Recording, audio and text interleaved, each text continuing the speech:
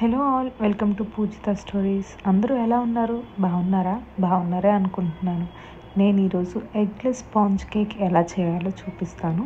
దానికోసం ముందుగా మనం స్టవ్ వెలిగించి ప్యాన్ పెట్టి 2 కప్స్ ఆఫ్ మిల్క్ తీసుకోవాలి. నేనైతే ఈజీగా ఉంటుందని చెప్పి రైస్ కప్ తీసుకున్నాను. దాంతో 2 కప్స్ ఆఫ్ మిల్క్ పోసుకొని బాయిల్ చేసుకున్నాను.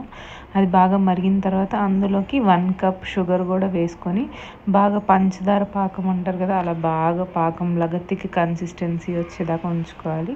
ఆ తర్వాత మనం ఏదైతే కప్పుతో పాలు మెజర్ చేసుకున్నామో అదే కప్లో ఈ కన్సిస్టెన్సీ పోసుకోవాలి.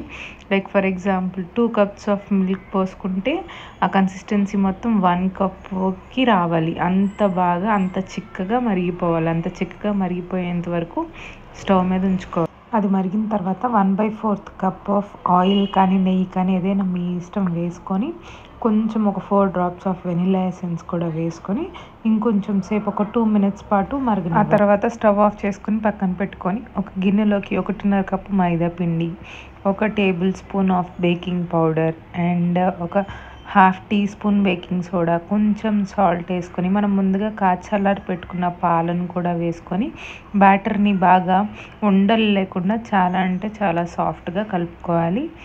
ఒకవేళ మీకు బ్యాటర్ కలిపేటప్పుడు మీకు కొంచెం గట్టిగా అనిపించింది అనుకోండి, అప్పుడు కొంచెం చల్లార్చిన పాలు ఉంటాయి కదా, ఆ పాలని కొంచెంగా వేసుకుంటూ కలుపుకుంటూ బ్యాటర్ని ఇలా రిబ్బన్స్ లాగా ఫామ్ అయ్యేలాగా ఉండాలి.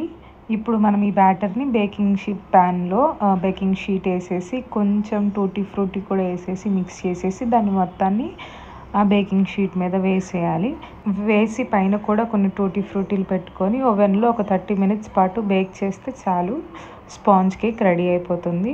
నేనైతే అగారో ఎయిర్ ఫ్రైయర్లో కేక్ మోడ్ పెట్టాను. అది 160 degrees సెల్సియస్ ఉంటుంది. 30 మినిట్స్ బేక్ చేశాను. దాన్ని 30 మినిట్స్ తర్వాత ఒకసారి తీసి అది బేక్ అయింది లేదు లోపల అని చెక్ చేయడానికి ఏదైనా ఫోర్క్ తీసుకొని లోపలికి గుచ్చి తీయండి. ఫోర్క్ కనుక క్లీన్గా ఉంటే కనుక మంచి పర్ఫెక్ట్గా బేక్ అయినట్టే. చూసారుగా, easy and tasty milk sponge cake అయితే రెడీ అయిపోతుంది. చూడండి ఎంత సాఫ్ట్గా ఉందో. ఇలా ప్రెస్ చేస్తుంటే చాలా సాఫ్ట్గా అనిపిస్తుంది. మీకు కూడా ఈ రెసిపీ ట్రై చేయండి. ట్రై చేసి ఎలా ఉందో మాకు చెప్పండి. మా వీడియోస్ కనుక నచ్చితే సబ్స్క్రైబ్ చేయండి. Thank you.